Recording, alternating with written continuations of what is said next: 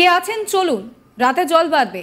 বন্যায় নিজের জীবনের তোয়াক্কা না করে পুলিশ কর্মীরা এইভাবেই গ্রামে গ্রামে গিয়ে ঘোষণা করছেন দুর্গতরা যাতে অন্তত বন্যার জল বাড়ার আগে রিলিফ ক্যাম্পে পৌঁছে যেতে পারেন।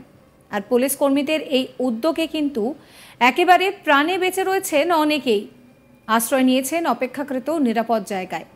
3 দিনের টানা প্রবল বৃষ্টি, আর সেই বৃষ্টির জেরে ফুঁসছে দামোদর সহ বাঁকুড়া জেলার বিভিন্ন নদী। এবার পুলিশের সেই সচেতনতার ভিডিও দেখুন। আরে আপনি এখন এখানে কি করছেন?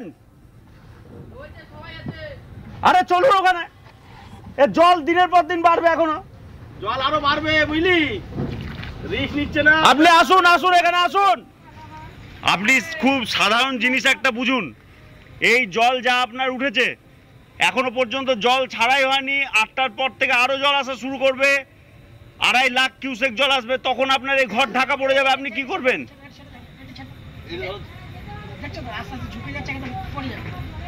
আপনি চলুন, আপনি আমার কথাটা বুঝতে পারছেন? কেন বুঝতে পারছেন না আপনি? ঘরের জিনিস থাকুক, জীবনটা বাঁচান। আরে আপনি জীবনটা আগে বাঁচান। প্রচুর জল বাড়ছে, স্কুলে চলুন। আমি থানা থেকে এসেছি, প্রচুর জল বাড়ছে, স্কুলে চলে চলুন। বাচ্চা কাচ্চা নিয়ে স্কুলে চলুন, প্রচুর জল বাড়ছে, স্কুলে চলে যান। স্কুলে চলুন। আপনি এখানে এখনো কি করছেন? দুর্গাপুর ব্যারেজের জল উপচে পড়ায় বাধ্য হয়ে প্রায় 2.5 লক্ষ কিউসেকের বেশি জল ছাড়তে বাধ্য হয়েছে ডিভিসি কর্তৃপক্ষ। যার জেরে বাঁকুড়া জেলার দামোদরের নিম্ন অববাহিকাতে অবস্থিত যে সমস্ত গ্রাম রয়েছে সেগুলি প্লাবিত হয়ে রয়েছে। রাতের দিকে জলস্তর হু হু করে বাড়ায় আতঙ্কিত হয়ে পড়েছিলেন গ্রামবাসীরা। কিন্তু স্থানীয় পুলিশ ও প্রশাসনের উদ্যোগে রাতের বেলায় তড়িঘড়ি দুর্গতদের নৌকা করে নিয়ে আসা হয়, নিরাপদ জায়গায় তাদের স্থানান্তরিত করা হয়। জলস্তর বাড়ার সময়ও যে সমস্ত গ্রামবাসীরা নিরাপদ স্থানে নিজেদেরকে স্থানান্তরিত করতে পারেননি, রাতের বেলা বড়জোড়া থানায় পুলিশ নিজের উদ্যোগে তাদেরকে নিরাপদ স্থানে নিয়ে আসে। একটি অস্থায়ী ক্যাম্প করে বন্যা দুর্গতদের থাকার পাশাপাশি খাবার ও অন্যান্য যে সমস্ত সুবিধা দেওয়ার চেষ্টা করা হচ্ছে জেলা প্রশাসনের তরফে। এই বছর অতি বর্ষণের ফলে দামোদরের নিম্ন অববাহিকায় যে গ্রামগুলি রয়েছে সেইখানে গ্রামবাসীদের চোখে মুখে এখন আতঙ্কের ছাপ। এই বছরও একই ঘটনার পুনরাবৃত্তি।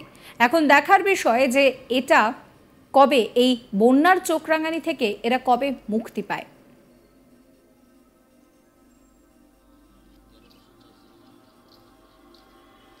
কি খবর?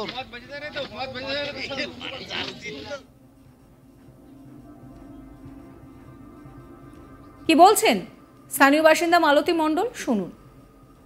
রাস্তায় রান্না করছেন কেন? বাড়িতে জল উঠে গেছে, রান্নাঘরে জল উঠে গেছে। হ্যাঁ, কি করব, কালকের থেকে ছেলে মেয়ে নিয়ে না খেয়ে রয়েছি, দিয়ে সকালবেলাতে কি করব, ইটমিট দিয়ে কোনো রকম সিদ্ধ পোড়া রান্না করে ছেলে মেয়েদের তো দিতে হবে।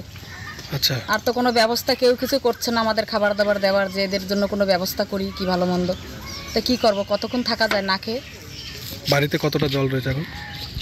বাড়িতে এখনো উঠোনো ভর্তি জল, ঘরের ভিতরটা জল, বারান্দায় জল আছে, রান্নাঘরে ভর্তি জল। রিলিফ সেন্টার তৈরি করা হয়েছিল, ওখানে যাননি আপনারা? যাইনি আমরা, আমাদের কোনো খবরই বলেনি যাওয়ার। তারপরে রাস্তা ভেঙে গেছে, এখান থেকে আমরা পারাপার কিভাবে হব? আচ্ছা, স্থানীয় বাসিন্দা সুকুমার বিশ্বাস, তার কথাও শুনুন। এখন বন্যা পরিস্থিতি কতটা ভয়ঙ্কর আপনার এলাকায়? অনেক ভয়ঙ্কর। ফসল তো কিছু নাই, ঘর দুয়ার পরে দেবে। ঘর দুয়ার আমাদের নাই, তাই আমাদের বাড়িতে ঘরে জল। রান্না করে খাবো কিন্তু নিতে নাই, আর রান্না করে যে খাইবো ওরা নিয়ে কোথায় রানবো আমি চিন্তা করার আর কি। গ্যাস তো বাড়িতে নাই, আর তো ফসল গেছে, আর বাসার মতন পথ এবার দেখি না, কোনো রকমই বাসার মতন করতেছি না। জল হয়তো টান ধরছে, বাড়ির জল নামে না। আপনার এলাকায় বাড়িতে জল কতটা? আমার বাড়িতে জল আছে 100টা কলবার, 100 টাকা জল আছে। এক কথা ঘরের জল উঠে গেছে, ঘরের ভিড়িতে জল। ওই জন্যই তো বলতো ফটোটা করে নিয়ে যাও। কতটা আতঙ্কে রয়েছেন আপনারা? এখন মানে সবই আতঙ্কের মধ্যে গেছি, সবই মানে সবই তো দেবে যে ডাঙ্গায় থেকে আসে, তো মানে ক্যাম্প করছে, ক্যাম্পে চলো, ধান রয়েছে, চাল রয়েছে, গরু রয়েছে, বাচ্চা রয়েছে, মিশিং রয়েছে, 500 মিশিং কলবিটার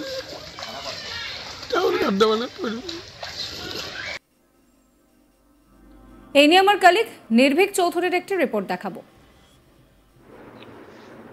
গত 3 দিন যাবৎ প্রবল বর্ষণের ফলে ফুঁসছে বাঁকুড়া জেলার সমস্ত নদীগুলি।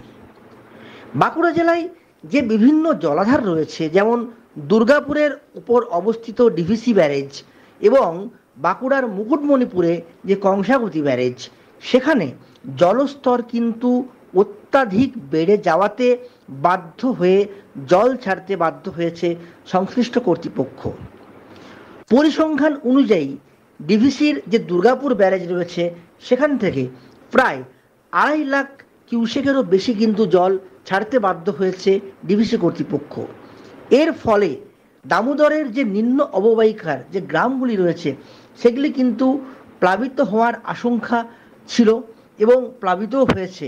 এর ফলে কিন্তু যথেষ্টই সচেষ্ট হয়েছে স্থানীয় পুলিশ প্রশাসন এবং জেলা প্রশাসন। গতকাল রাতে দামোদরের নিম্ন অববাহিকাতে যে সমস্ত গ্রামগুলি রয়েছে সেই সমস্ত গ্রাম কিন্তু রীতিমতো প্লাবিত হয়েছে, মানুষজন কিন্তু ঘরের মধ্যে আটকে গেছে।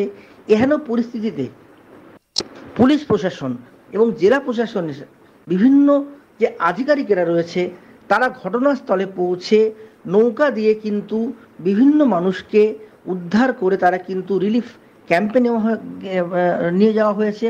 এর পাশাপাশি তাদের কিন্তু ত্রাণেরও ব্যবস্থা করা হয়েছে এবং যে সমস্ত মানুষ তাদের এই জমা জল, এই প্রবল বন্যার কারণে বাড়ির থেকে নির্গত হতে পারছে না, তারা কিন্তু রীতিমতন আতঙ্কে দিন কাটাচ্ছে।